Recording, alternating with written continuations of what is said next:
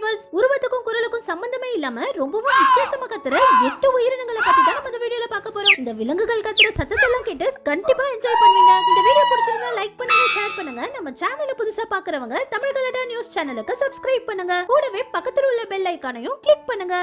நம்ம முதல்ல பார்க்க போறது ரெட் ஃபாக்ஸ். இந்த ரெட் ஃபாக்ஸ்கள் ரொம்பவும் குளிரான பகுதிகளில் வாழ்ற உயிரினம். பனிக்காடியில வாழ்ற எலிகளை கூட இதுங்க கரெக்டா கண்டுபிடிச்சு இந்த மாதிரி ஜம்ப் பண்ணி தலைய பனிக்குள்ள விட்டு எலிகளை வேட்டையாடி சாப்பிடும். இந்த ரெட் ஃபாக்ஸ்கள் இரவு நேரங்கள்ல இந்த மாதிரி வித்தியாசமா கத்துது.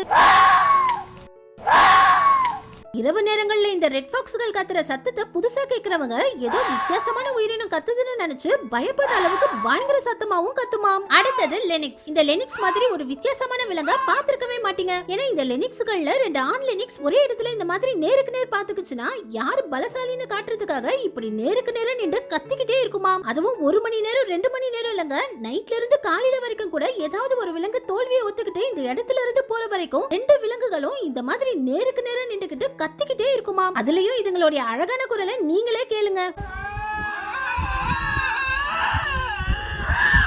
அடுத்தது ஷூபில்ஸ். இந்த ஷூபில் பறவைகள் ரொம்பவும் வித்தியாசமான பறவை. இப்போ இந்த ஷூபில் பறவை இனமே அழியிற நிலைமையில இதுங்க 3000 இருந்து 5300 எண்ணிக்கைக்குள்ளதான் இருக்குது. இதுங்க அழிவுக்கு காரணமே இதுங்க தான். ஏன்னா இந்த பறவைகள் 2 முட்டைகள் போடும். ஆனா அந்த முட்டையில இருந்து வெளியே வர 2 குஞ்சுகள்ல எது ஸ்ட்ராங்கா இருக்குதோ அது இன்னொரு பறவையை கொத்தி கொத்தி கொன்னுடும். ஏன்னா இந்த பறவைகள் குஞ்சியா இருக்கும் போதே ஒரு நாளைக்கு 1 கிலோ உணவு வரைக்கும் சாப்பிடும். தாய் பறவை கொண்டுட்டு வந்து கொடுக்கிற உணவு 2 குஞ்சுக்கும் பத்தாதுங்கிறதுனால இதுங்களுக்குள்ள சண்டை போட்டு ஏதாவது ஒண்ணு இறந்து போயிடும். இந்த பறவைகள் சத்தமா எல்லாம் கத்தாது. ஆனா இதோடைய ஸ்ட்ராங்கான சொண்டுகளை தட்டி தட்டி துப்பாக்கியை வச்சு சுடுற மாதிரி பயங்கரமான சத்தத்தை எழுப்பும்.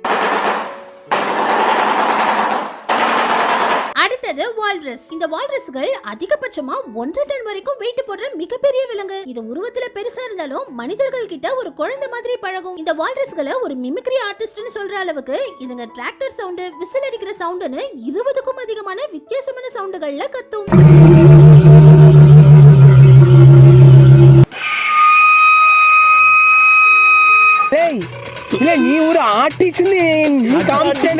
அடுத்தது ஜெயண்ட் கேட்டிட். இந்த ஜெயண்ட் கேட்டிட் பூச்சிகள் மலேசியன் காடுகள்ல தான் அதிகமா வாழுது. இதுக்கு ஏதாவது ஆபத்துனா 98 டெசிமல் அளவு சவுண்ட்ல பயங்கர சத்தமா கத்தும். அதுலயும் இந்த பூச்சி வாயால கத்தாது. இதோட உடம்பை இந்த மாதிரி ஷேக் பண்ணி இதோட உடம்புல உள்ள ஹோல்ஸ் வழியா இந்த சத்தத்தை எழுப்புது. இதே மாதிரி பூச்சிகள்லயே இந்த சிக்காடா பூச்சி தான் அதிகபட்சமா 120 டெசிமல் அளவுல பயங்கர சத்தமா கத்துது. அதாவது ஒரு ஆண் சிங்கமே 110 டெசிமல் அளவுல தான் கத்தும். ஆனா இந்த சின்ன பூச்சி 120 டெசிமல் அளவுல கத்துது. இந்த பூச்சி மட்டும் எப்படி இவ்வளவு சத்தமா கத்துதுன்னா இந்த பூச்சியோட உடம்புல 2 பக்கமும் இருக்கிற இந்த டைம்பல்ஸ்கள் இந்த பூச்சி எழுப்புற சத்தத்தை நம்ம யூஸ் பண்ற ஸ்பீக்கர்ஸ் மாதிரி சத்தத்தை அதிகப்படுத்தி வெளியேத்துது. இதனாலதான் இந்த பூச்சி 120 டெசிமல் அளவுக்கு பயங்கர சத்தமா கத்துது. அடுத்தது ஸ்டாக் பீட்டல். உலகத்துல உள்ள பூச்சிகள்லயே இந்த ஸ்டாக் பீட்டல் பூச்சிகள் தான் விலை உயர்ந்த பூச்சி. ஜப்பான் நாட்டுல இந்த பூச்சிகளுக்குள்ள சண்டை விடுறத ஒரு பெருமையான விஷயமா நினைக்கிறதுனால நிறைய பேர் பெரிய கொம்புகள் உள்ள ஸ்டாக் பீட்டல் பூச்சிகளை அதிக விலை கொடுத்து வாங்குறாங்க. அதுலயும் ஜப்பான்ல இருக்கிற ஒருத்தர் அதிகபட்சமா இந்த பூச்சியை $89,000 இந்திய மதிப்புக்கு 72 லட்சம் ரூபாய்க்கு வாங்கியிருக்காரு. இந்த பூச்சி கத்தவே செய்யாது. ஆனா இது ரெக்கைய விரிச்சு பறக்கும் போது செடிகளை கட் பண்ற வண்டி ஓடுற மாதிரி பயங்கர சத்தமா பறக்குமாம்.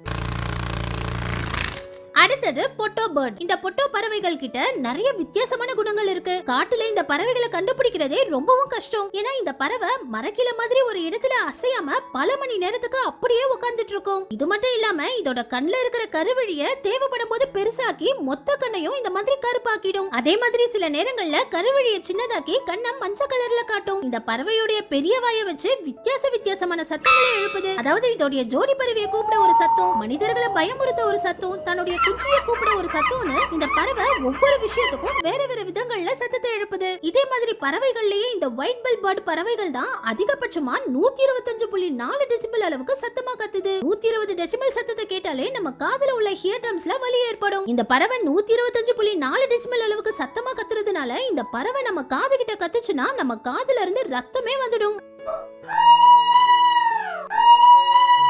நம்ம கடைசியா பார்க்க போறது டைனோசர் பேர்ட். உலகத்துல வாழ்ந்த பறவைகள்லயே இந்த குவைட்ஸல் கோட்லெஸ் பறவை தான் மிகப்பெரிய பறவையா இருந்திருக்கு. 1975ல முதல் முறையா இந்த பறவையோட எலும்பு கண்டுபிடிக்கும் போது இவ்ளோ பெரிய பறவை நம்ம பூமியில வாழ்ந்துச்சான்னு ஆராய்ச்சியாளர்களே ஆச்சரியப்பட்டிருக்காங்க. இந்த பறவையோட தலை மட்டுமே மனிதர்களை விட பெருசா இருந்திருக்கு. இப்ப இருக்கிற சின்ன பறவைகளே நம்ம காதுல இருந்து ரத்தம் வர அளவுக்கு சத்தமா கத்தும் போது 500 வருஷத்துக்கு முன்னாடி வாழ்ந்த இந்த ராட்சச பறவை எவ்வளவு சத்தமா கத்தி இருக்கும்னு யோசிச்சு பாருங்க. ஓகே வியூவர்ஸ், இந்த வீடியோவோட பார்ட் 1 பார்க்காதவங்க கீழ டிஸ்கிரிப்ஷன்ல லிங்க் கொடுத்திருக்கேன், கண்டிப்பா பாருங்க. இதுல எந்த விலங்கு கத்துற சத்தம் உங்களுக்கு ரொம்ப பிடிச்சிருந்துச்சுனோ அடுத்து எதை பத்தி வீடியோ பண்ணலாமனோ கமெண்ட்ஸ்ல சொல்லுங்க. இந்த வீடியோ பிடிச்சிருந்தா லைக் பண்ணுங்க, ஷேர் பண்ணுங்க. நம்ம சேனலை புதுசா பாக்குறவங்க தமிழ் கலாட்டா நியூஸ் சேனலுக்கு சப்ஸ்கிரைப் பண்ணுங்க. கூடவே பக்கத்துல உள்ள பெல் ஐகானையும் கிளிக் பண்ணுங்க.